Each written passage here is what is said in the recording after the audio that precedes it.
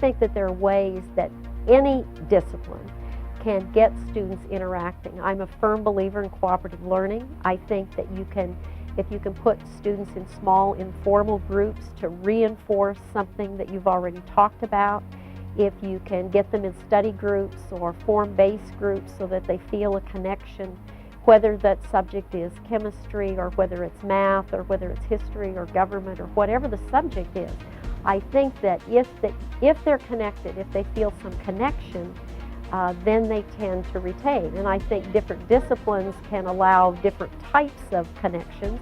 Obviously in the science courses there are lab partners and so they're connected.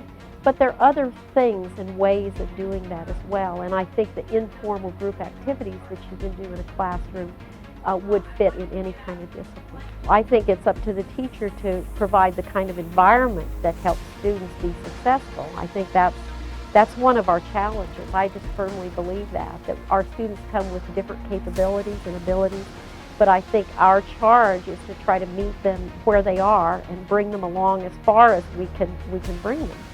And so I think we do play a very important part. I think there are different ways to work at retention. I think that I've talked about getting acquainted and feeling connected, but I think a teacher also, if you make contact with those students, the thing that I do the very first day, I have them fill out an information sheet.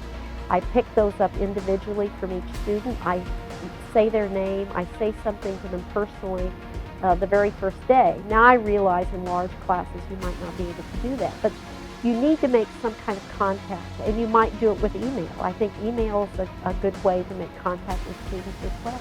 If students miss because of a religious holiday, or sometimes there's some disaster in the family or an emergency that comes up, I do try to work with them, and I teach different sections of the same class, and I'll allow students to come and sit in on another class. I also allow students to do a few extra credit things to make up points that they might miss. Attendance is an important thing in my class, and we have a lot of in-class activities for which they earn points, and so if they miss out on those points.